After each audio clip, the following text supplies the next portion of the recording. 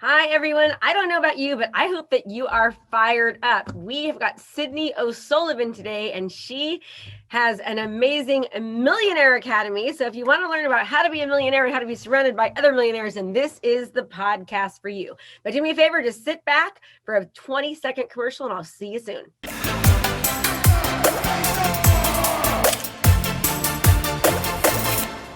Hi, Cydney. Thank you so much for being here. Super excited to have you. Tell me a little bit about yourself.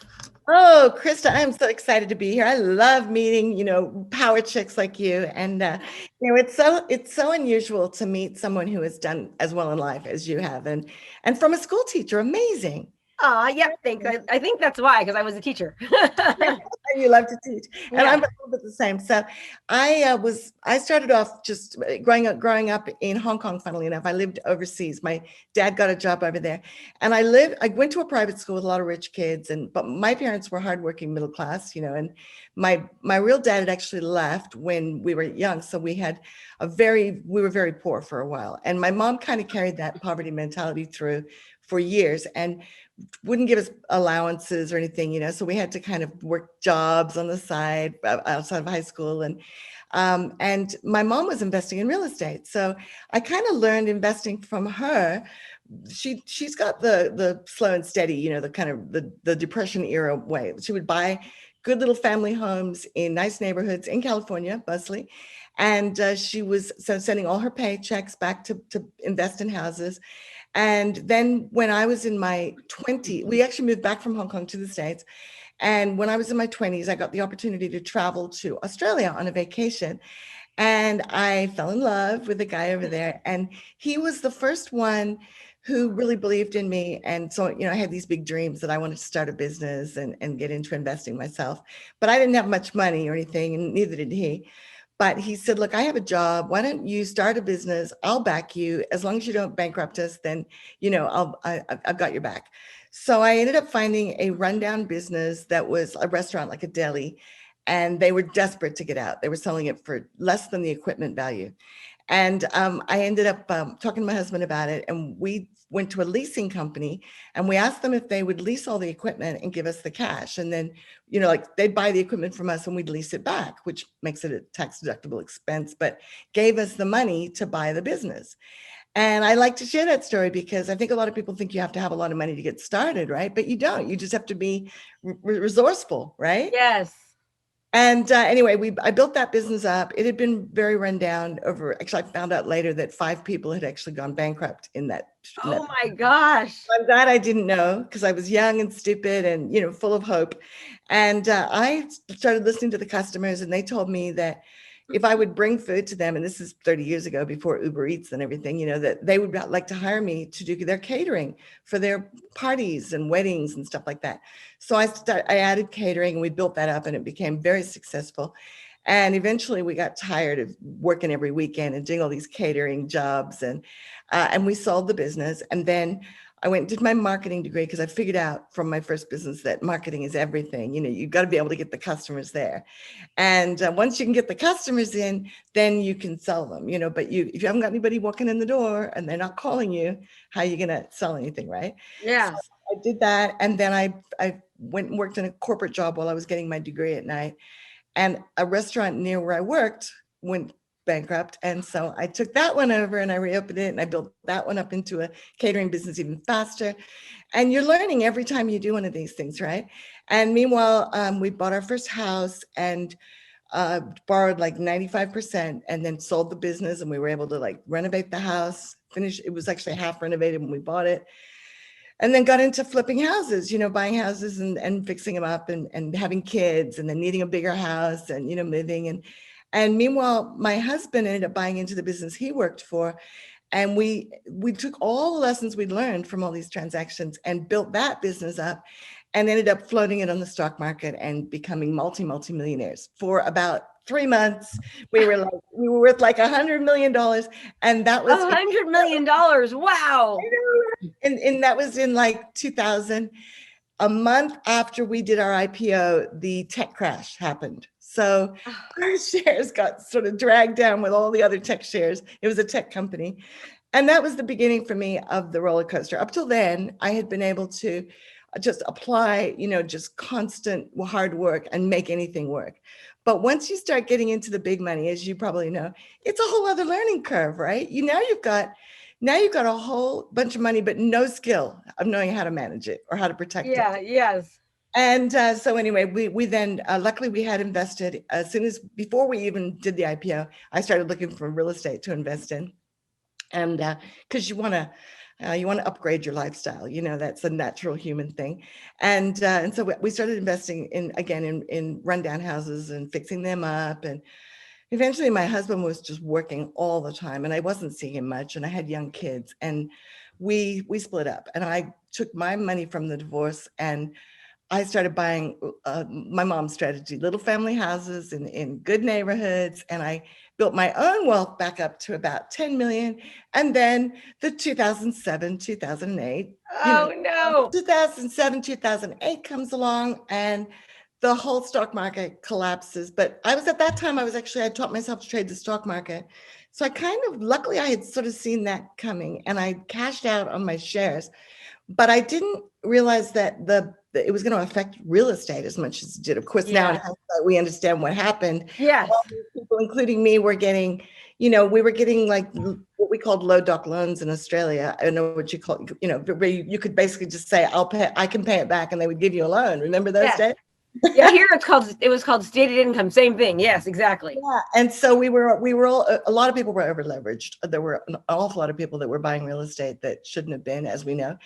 And anyway, I went into a panic because I realized I'd made a few mistakes, which is part of life and the whole learning curve. And I had loaned some money to some people because I thought, oh, I'm so successful, so I was propping up other people's businesses, and I put money into a 401k, which I shouldn't have because my financial advisor recommended it. So I just didn't have the cash to see me through, that's one of those lessons that you learn, is you got to put some cash aside in case the whole market crashes, right? Yes, exactly. Look at what we've just been through, the pandemic, that's just taken so many people by surprise, including huge companies. Yes. And anyway, so I decided I better liquidate a lot of my real estate, which I still regret it because I had some great real estate. And I started selling everything, and I was really depressed, and I started thinking, I want to learn how to make millions again, but I don't have the energy that I did over the last 20 years of, getting on jackhammers and doing all the renovations and building up businesses. So I'd like to learn how to do it with information marketing, like you do, the ClickFunnels and everything. And, but I wanted to learn how to do it I loved seminars. I was a real seminar junkie. I wanted to be a speaker and learn how to get on stages and everything. So I came up with this idea of writing a book and interviewing a whole bunch of really successful online millionaires and ask them how they would make $1 million if they were doing it over. And I ended up getting some really great interviews. I think I asked about 100 people and 30 said yes. And I interviewed them and I wrote the book, and I had this plan. I was going to launch this Millionaires Academy. And then I was going to call my book The Fast Millionaire Formula, and it was all going really well. And my publisher decided they didn't like it. They thought it sounded too get rich quick, and they didn't like the whole concept. So I like it. I think it sounds great. Well, I realize now that, and I think you would agree with me, that we've got to find something that we're passionate about, something that really lights our fire. And then, stay in that lane. Is about kind of focused marketing, and especially if you're going to do the content marketing and everything, which you and I are both fans of. And I got pushed out of my lane. I was really happy with the name Millionaires Academy. I was happy with the Fast Millionaire Formula. I loved talking to millionaires and interviewing them. And my publisher kind of talked me out of it. And I had some mentors at the time who were like, look, people don't aspire to be millionaires. Most people just aspire to making a living. And I now look back and I think maybe that was true for their market, but I want to work with people who want to be millionaires. I think, we're better off focusing on finding our dream avatar, the kind of clients we like working with. And then you don't need a lot of those. You just need some really good ones, right? To have lots of success. Yeah. So I kind of I wrote the book and I called it Social Marketing Superstars. And it was more about social marketing, which wasn't really my passion. And it really wasn't my strength at that time. And people kept coming by. I got out and started speaking about it, and people kept saying, how did you write the book? How did you get the interviews? So I started offering book coaching packages. And for about 10 years, I worked with a lot of speakers, helping them write their books and set up their So, market. like, real quickly, behind you, you've got all these books behind you. Did you write Jack Canfield's book? Do you help him? No, I'm actually working with Jack now. He's mentoring me, and I just finished doing his training on success principles. So I can now, I'm a trainer, so I can now go out and teach Jack's success principles along with all the stuff I've learned. Oh, wonderful. It was, I have that book. I've read it. It's great. yeah, well, it was on my bucket list. It was kind of like, there was a few people that I really wanted to have an opportunity to be mentored by, and Jack was one of them. And he's 76 now. So I just kind of thought, well, when COVID hit, I was like, okay, this is my chance to take some time off. And because I used to Now's the time. So you have all these books behind you. Kind of tell me a little bit about them. So I wrote the first one. Actually, the first one I got out was my How to Be Wealthy Now. And that was like just a whole bunch of strategies. And actually how I wrote that book is a kind of a funny story. I wrote to all my friends and said, if you give me your best money-making strategy, I'll send you a copy of the finished book. And I got all these people to send me their ideas. And then I turned it into like 108, fast cash strategies. And I wrote that one as an ebook, kind of like I made it into a webinar and stuff. And then I got my Social Marketing Superstars out with the publisher, and then decided that I wanted to self-publish. After working with a publisher, I found it all really quite complicated and difficult. And they're just a lot slower than, did you self-publish your books or did you work with a publisher? Yep, I self-published. Yeah, I had a publisher that wanted to publish it. And I was like, I'm just going to do it on my own. Yeah, you learn actually that you have way more control nowadays. Yeah. And you don't even need to pay for a publisher, like to get it out. It's, when you pay for a publisher, anyways, that's a whole other story. But yeah, I did it on my own. Mm-hmm. So people now, like a lot of them will, I worked with a real estate agent. She'd written a book. She didn't know how to get it published. So she just hired me to help her with the whole publishing process, getting it formatted and everything. And then we got her in the media. And that's really where the power is when you start using your book as a marketing tool, right? So a lot of them are books I've written, and some of them are books that my clients have written. And sometimes I do the books where you get a whole bunch of people together and you write a book together. We call them anthologies. So I've done a lot of books, hundreds of books. And after a while, I was like, God, now I'm like this publishing consultant, but what I really love is marketing. And I really love the whole millionaire thing. So when COVID hit and I had to shut down my library, I was doing really well with book retreats. I was running these a couple of times a month. I would run a book retreat and all these authors would come together and we'd work on their marketing. But I couldn't do my live retreats. So I took a break and I relaunched Millionaires Academy. And and it's going really, really well. I launched it as a podcast. I've been invited to have my interview show on some TV networks, like the Roku type TV networks that people are launching. And then just, I don't know, just like that. So that's what I'm doing now. I'm teaching people. My project right now is teaching them the millionaire mindset. I kind of worked out if I'm going to help people become a millionaire. So I called my podcast How to Be a Millionaire, because I did my market research and I found that altogether there's about 100,000 people a month searching on that topic. Really? Yeah. So, and I thought, well, if I'm going to teach people how to be a millionaire, how am I going to get them there? How am I going to get them from where they are to where they want to be? And I kind of broke it down to a 10-step process. And then I've written my first book on millionaire mindset, because I think it starts with believing you can do it. What do you think? Like you went from school teacher to multimillionaire.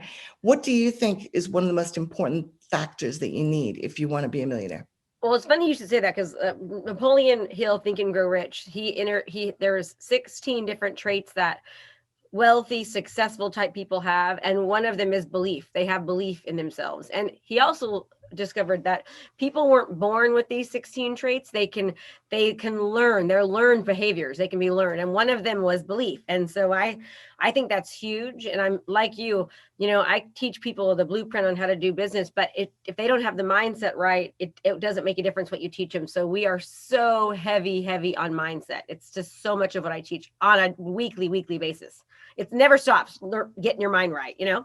Yeah, because what we have, a lot of people have what we call stinking thinking, which is that, they've got bad programming from when they were kids, or you can even go multi-generational, so you have to kind of uncover all your limiting beliefs around money and deal with that, on a constant basis. You're always having to deal with it, because always, especially with especially with COVID, I think people need, even now more than ever, they need help just being reminded to stay positive.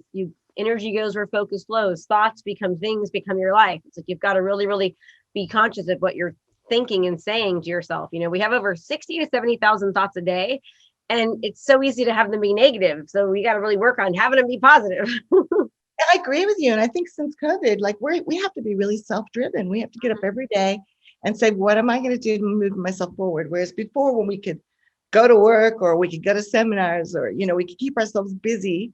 I was in a mastermind with Jack Canfield the other day, and he was saying that, somebody came up to him and said, I watched The Secret 60 times and I'm still not a millionaire. And Jack said, stop watching the movie. There's the big part of The Secret is the law of attraction. And there's a big word in there, action, right? Yes.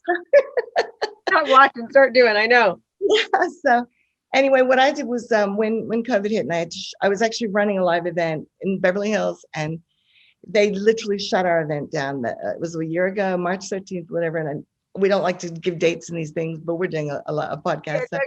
Anyway, but they literally came in. They said, we have to shut the whole conference center down. Can we move you to the restaurant and give you all you can eat buffet? So my event turned into a party, and then I kind of thought, well, I started teaching them what I would do if I was starting over. And then I thought, well, I'll do it. I'm going to start walking my talk. And that is, I would mastermind with a bunch of millionaires, find out what they're doing, and pull the best of that together, like I did 10 years ago. And so I went into lockdown and I started organizing interviews with people I knew and joining masterminds. That I think is the second principle: is surround yourself with successful people, right? Mastermind. Yes. Part of it is having a mastermind. And because if you start listening to the news and you get caught up in worrying about what am I going to do if my tenants don't pay their rent and all that kind of stuff, you can become paralyzed with fear. And so I started organizing interviews with all these people, and I was amazed, and joining like high-end masterminds. I was amazed. The guys that had moved their events online really quickly, or the ones that had moved their businesses online, they were making more money. Some of them are making like double or triple what they were making pre-COVID. And they're saying, wow, this is such an opportunity for wealth creation. And that's kind of where I started like asking them, what are you doing? What's working for you? Like, what's working for you, Krista, right now? What are you finding has really made a difference in your business over the last year or so? We're doing free challenges where we introduce people to what we're us, so they get to know us, like us, and trust us, see that we're the authority, and they really develop a relationship with me. We do those once a week, and you can go to KristaMashore.com/client conversion to learn about that.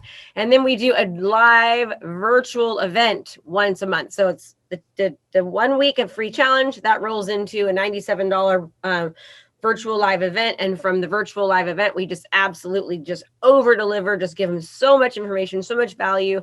And then we make the introduction to our coaching program on day 2. And so, yeah, that's exactly what we have been looking at as the ideal model. So that's so cool that you're already figured it out. And yeah, it's wonderful.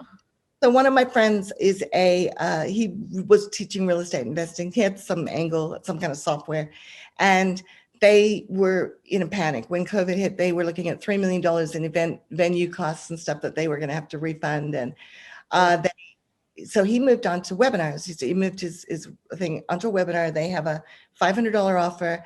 They're running their webinars on Evergreen, so they run all the time, and people can choose their time. And then it's about keeping the promotions going. And he found that they made enough money from people buying the $500 program on the webinar that they were completely in the black for all their advertising costs. So they were profitable. And then he set his sales team to work calling everybody who registered but didn't show up. And they started making enormous amounts of profit from that and could compensate their sales team very generously. And then they put them into an intensive, as you were saying, like that, it's, I think they do it every 2 weeks, an intensive. And then they have a program in the intensive that's, they get people into a year-long, investor training. And that can be anywhere from $25,000 to $100,000. So it's about building that trust, giving massive value, and building the relationship, just like you said. And that's what we're looking at too. Turning my old book trainings, that everybody loved, how to write your book and market it into a challenge. And then, because again, there's a lot of people wanting to learn how to write books too. Mm-hmm. But what I found frustrating about working with people just on a book was it's only part of the puzzle. I really think they need to learn what you do with that book. And then it's all that extra stuff. It's your funnels, your webinars, your intensives, your challenges, right? Summits. Yeah. And so, and then how to advertise them, which we're finding we're getting really excited about YouTube. I saw you have a really popular YouTube channel. Do you get? No, actually, it's not that popular. I actually just today paid for a $5,000 YouTube training course because we're really, because we Facebook ad. I'm a Facebook master specialist, right? We've done really well on Facebook, but it's like we need to start focusing on YouTube. Plus, I want to be able to train my students too. So I just invested today in a YouTube training course. So you will be seeing me soon. Are you looking to transform your business? Well, if the answer is yes, then you don't want to miss out on our intensive event starting soon for only $97.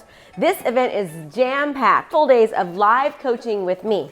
We have breakout sessions to customize and implement our daily trainings so that you can actually utilize them into your business. We're going to give you the training to craft your personal strategy to convert your leads into long-term clients. So let's go. What are you waiting for? Register now. Can't wait to see you there, and let's transform your business. Awesome. Yeah. Well, you're doing pretty well. You got a few thousand subscribers and stuff. So, but YouTube is very public. People can see how many people are watching your videos and everything. Yeah. So you have to kind of put a bit of work into it. And but the Facebook is the one that works the best for us too. We've tried lots of different things, and it just works, doesn't it? Yes. Yeah, that's what we teach our students. We teach our students how to utilize Facebook and put an ad spin behind it to dominate their local area. And I mean, there's something to be said. There's a reason why McDonald's advertises during the Super Bowl, because they know that having eyes on them and, reach and brand awareness is huge, especially for local professionals, local businesses, real estate agents, insurance agents, lenders, doctors, that they don't usually know how to market online. And there's so much power behind it when you learn how to do it correctly. So I love what you're doing. So exactly now. So now, what exactly are you doing now then? So you have the Millionaire Academy. What do you? Just completed a new training on Millionaire Mastermind, which we're about to go live with. We just set up the membership site, and I'm just finishing the book. So I'll have that published in a couple of weeks, I guess. And then I'll start doing media and stuff around my book and Millionaire Mastermind. So I've got a free training that is the interviews with millionaires that people can get on Millionaires Academy. And then I've got the Millionaires Mastermind, which is our paid program. And that is where people can join, and we take them through the 10-step process over the course of a year to, ideally, they'll already have a business. That this works best if you've already got a business and you just want to put it on steroids, because you would probably agree that there's just an awful lot of people out there in business that were doing an okay job with their marketing before COVID, but now they have to be extraordinary. Now they really need to learn how to move away from Me Too marketing, for instance. There's just so many people out there that are just doing what everybody else is doing. Whereas if you write a book, like to give you an example of my real estate agent, she had introduced Airbnb into her agency. So she was in a small town of Australia, and they had a lot of properties that were holiday rentals or, vacation rentals. So she started an Airbnb agency so that she could rent them all year long. And it was doing really well. And a lot of people were asking her about it, a lot of other agents and stuff. And Airbnb agencies are pretty cool. Have you looked into that at all? Oh yeah, I've stayed at Airbnb before. Yeah. Yeah, but when you run an agency, this is what you do. Is I learned this from her, and I ended up doing it with my house. Was you set up the real estate agent can set up their Airbnb account, and then they can list other people's properties on their account. So once the client gives you the agency for their house, they start building up reviews and credit on Airbnb, which makes more people want to book your property. But they can't really leave the agency because it's all in their account. So it's it's a long-term income strategy, right? And then the agency takes usually about 20 to 30% of the fees, but because they're getting a higher rental with Airbnb than they would with a regular tenant, they don't mind. The client doesn't mind giving the agent the commission. And anyway, she had put about over $1 million into her agency with Airbnb rentals, and So she wrote this book, Million Dollar Host. I have to move my camera so you can see it. And as soon as we got the book out, which only took us a few weeks because we're pretty quick at that, she then started sending it to the local media, and she got in the local real estate newspaper, magazine, got on TV. And because that's the power of a book, you have books, right? Yes. Media actually love books, and interviewers love books, and it helps when you're speaking to have a book. And she's very, very good about getting hers out. Takes it with her everywhere, takes pictures of herself with her new clients and stuff with her book. And anyway, she called me and she was like, it's unbelievable, because we're in the local newspaper and we're on TV. Our phones are ringing at the office like crazy with people wanting us to list their properties, right? And she put about $250,000 in new business in the first month or so in the agency. And then people started asking if they could buy her business or if she could come and consult for them and help them with their real estate agencies. So she sold the business and pretty much retired from running an agency, and now consults. And she's doing really well on Clubhouse. She's really crushing it on Clubhouse because there's so many people interested in the topic. Yeah. So that's really kind of one of the areas where I see that I can add value, is helping people take their information and turn it into a training program and a book. And then, work with someone like you who can teach them how to then market it, right? So, which we're doing. I've actually ended up hiring a team who've been really great. They got me into the studio. We recorded my entire training program in a day, which was fantastic because, that's a thing that we all take too long. We have this knowledge, but we don't record it, right? Yeah, and editing and all that's so hard. Yeah. Yeah, that's a great thing about doing YouTube and podcasts, is that it forces you to show up every week and get some stuff done, right? Yes, exactly. Anyway, so we filmed the whole training program, and I'm going to put out a new training program each month, and then those will go into autopilot. We'll do Facebook ads and YouTube ads and stuff, and we'll just keep marketing them. So really what I'm working on is moving my whole business online.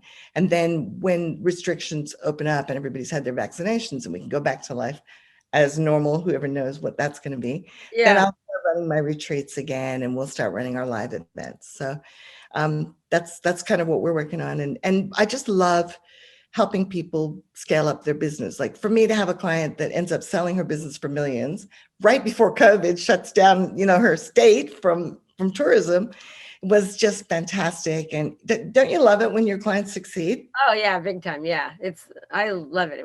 When you're a coach or a teacher, you love when you see people succeed. It's just like, that's the reason why you do it. You don't do it for the money, because it takes a long time to start making money in coaching. It takes a little bit of time sometimes, and backing, but once you start making money, but even before that, you're seeing all the success. It keeps you pushing and going and moving. I love it. Yes.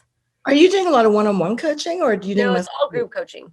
So, but they go through a whole training portal, and then we've got 2 days a week where they coach with me, live through in a group setting. And I find group coaching to be wonderful, because many times you have questions that you need to ask that you didn't know you have, right? And number two, you can see other people going through the same things. And then there's tons of masterminding and camaraderie and all that, which happens, when you have all these people going towards one common goal and you truly have the support, it just makes such a huge, huge, huge difference.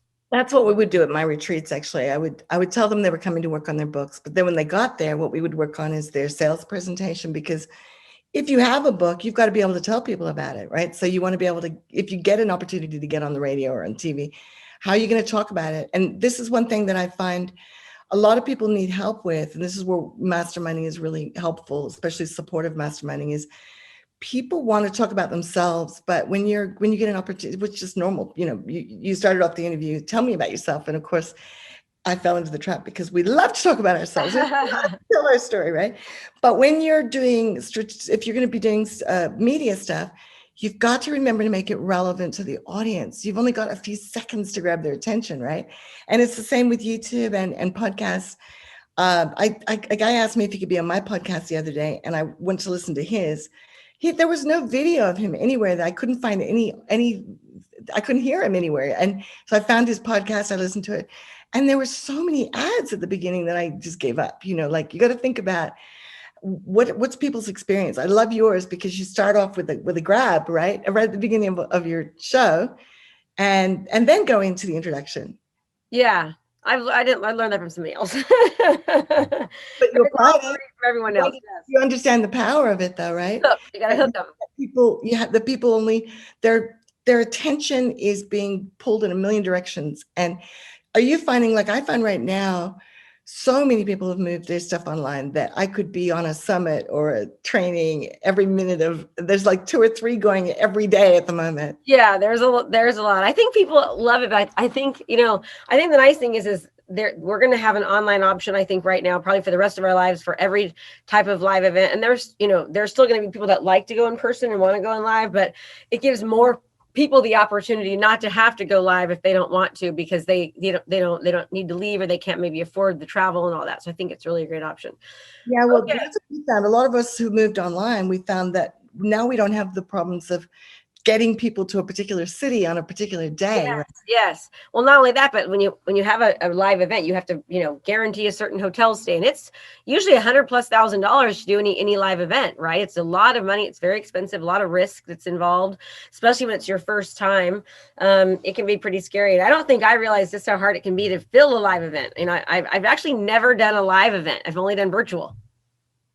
Well, I actually was very good at filling events. That was kind of my super skill, was I could get people. My last big event right before COVID, I had 500 people, which was pretty cool. And that was one of my first times of me being on stage for 4 days. And good for you.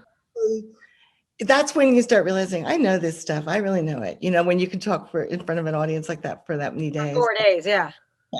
And they would ask me anything. I think that I only had one question I couldn't answer, and I said to the audience, anybody know the answer? And a super techie geek got up and answered it. My answer was, you don't need to know that. What somebody asked me was, I was telling them that they need to think about SEO when they're building their websites. And their web developer needs to know about things like meta tags. And they were like, well, what's a meta tag? I said, you don't need to know. You just need your web guy to know, right? Yeah, that's a good answer. Okay, so what we're going to do is she's launching her online, her Millionaire Academy. That's coming. My Millionaires Mastermind. Millionaires Mastermind. We're going to put the link in the show notes because we're still fixing the funnel. Yes. So the link will be in the show notes to that. And for those of you that are just listening, one of the things I'll say about Cydney is that she has been smiling the entire time, and having that positive energy and that positive attitude is a part of what's helped her be a millionaire multiple times over. It has to do with her attitude and the fact that she's attracting it. So I wish, for those of you that can't see what I can see, I just wanted to commend you on that, because it's beautiful. And I really appreciate that. So I always ask everyone, Cydney, on closing, what's the one thing, if there's one thing that you could leave the audience with, what would it be? I think that people need to realize that there are opportunities for wealth creation right now that are unparalleled in our lifetimes. I actually think that what we're going through is one of the greatest transferences of wealth that we've ever seen in history. You think about it, like shopping has moved online. Amazon is booming. Facebook is booming. All the online companies are doing unprecedented growth right now. And, this is a time where you can look around and say, what's an opportunity that, to move a business online, for instance, or there are businesses all over the place. And I'd love to ask you, what's real estate like right now? Like where you are, is it booming? Oh, it's crazy. Yeah. Crazy. Yeah. Yeah. So look at the opportunities for instance, storage units. There's a lot of people moving, so probably this is a great time to be investing in things like storage, or I don't know, RV parks, or what, look for outside the box opportunities that haven't adapted to technology as well as they could, because that's where people are turning into instant millionaires. They're buying businesses under market because the people don't know how to move online and putting them online. There's people buying some. I think I heard that Tai Lopez is buying up a lot of the big companies that have gone under for their brands, and he's moving them online. I don't know if that's true, but it's a good story. And so I think that's the opportunity right now, is don't put your head in the sand and say, I'm just going to wait for everything to go back to normal, because this is the new normal for a while, I think. Do you agree? I think that we're going to see the impacts of the pandemic on our economy for, many years to come. Yeah, and a lot of good impacts too. I think there's just so much, there's enhanced opportunity right now that people just need to be open, open up their brains, let the universe bring it into them. And instead of just, if I have to hear 2020 was the worst year of my life. Like one more time. I'm like, it wasn't of mine, right? It's like, it's like, everything is what you make. And I know there's some horrible things going wrong in the universe. I get that. But I think so many people are so focused on all the negative things. They don't allow the positive things to come in, and just open up your mind to all of the opportunity that is around you. Yeah. And if they're listening to this or you're watching this, then they're already in the right place, because they're looking to be led. They're looking for ideas, right? I mean, that's what you're doing all the time. You're out there, and we're out there saying, hey, here's this opportunity, here's that opportunity, learn and grow, apply. And if you do that, you will be successful. It's a matter of time. It's about finding a great opportunity that makes you happy, and throw yourself in, get good at it, stick at it until you're great at it, and then just get better and better, right? Yeah, keep enhancing it and keep on refining it to make it better. That's what we're doing. Our word for the year is refinement. We found something that works, and we're just continuing to refine. How do we make the funnel better? How do we make the conversion rates better? How do we make the click-through rate better? How do we, get more conversions at the event? How do we get people to have more success more quickly? How do we, assist them, or how do we make the program better? Everything is about taking what we have that's working and just making it be the best that it can be. And of course, we never stop. So it has been so nice having you. That's awesome. In fact, I teach I have a little system. I know you want to end up, but I have a little system I teach people. It's called the STAR system. And this is a bit of advice for people: is you find a solution you can provide that is your strength, something that you play to your strengths. And I teach people this because I see a lot of people getting things in the wrong order. And I think you would agree. And you find your target market and your tribe, who you're going to surround yourself with. That's the T in STARS. Then you start building your authority, which you've been doing, with your books and your YouTube and your podcast. And then you start expanding your revenues and reach, with advertising and promotion. And then you go into systems and scaling. When you've got something that's working and you are in the scale phase, you are actually you've got something that's really working, and now you're refining, right? So you're now applying systems, you're improving, you're testing everything. How can we make this better? And that is really good news, because from here you can just keep growing, right? What was the first S? So the first S was, what is the solution that plays to your strength? That I think this is one of the big things that a lot of people don't get, is that fundamentally when we're in business, we're solving a problem. If you find a problem that people need solved and you do a great job of it, you will always find customers, right? So I feel like I'm talking, because I always say, in order for you to be, you need to be a solution. If you're not solving a problem, you can't be a solution. So in order for you to be considered a solution, you have to be solving a problem, right? So what problem can you find that people are having and be that solution? And I love it when we solve the problems of the world, when we do these talks, right? That's the cool thing about masterminding. Yeah. So S is for solution to. What's the solution that plays to your strengths? T. So what do you? And then T is who's your target market? Okay. And who's your tribe? Who are you going to surround yourself with? Okay. Target market. I love that. Okay. And A is your authority. That's when you start building your authority. So when you're clear on what problem you solve for who, then, is there a market for it? That's when you're going to do your market research. And before I launched Millionaires Academy, I went and did all my keyword research and looked on Google Trends, and I could see that there was tens of thousands of people who want to know how to be rich. So I knew there was a market, right? And then you get clear on their languaging and everything. You do some research. So who's your tribe, and who's going to help me make this all happen, right? And then you start building your authority. The A is authority. That's when you start, getting clear on what I call your $1 million message, which is, what are you going to say to all these people that makes you stand out? Yes. And then your R is revenues. That's when you start really, getting the money coming in, and your reach. That's when you start doing advertising and promotion, expand your reach. And then S is systems and scaling. Love it. I love it. I love stars. It's so cool. It's awesome. I love acronyms. Okay. Well, so the Millionaire Academy, there'll be a link below for you to figure out how to get access to that and to go to that. And you can learn her 10-step process on becoming a millionaire and staying one.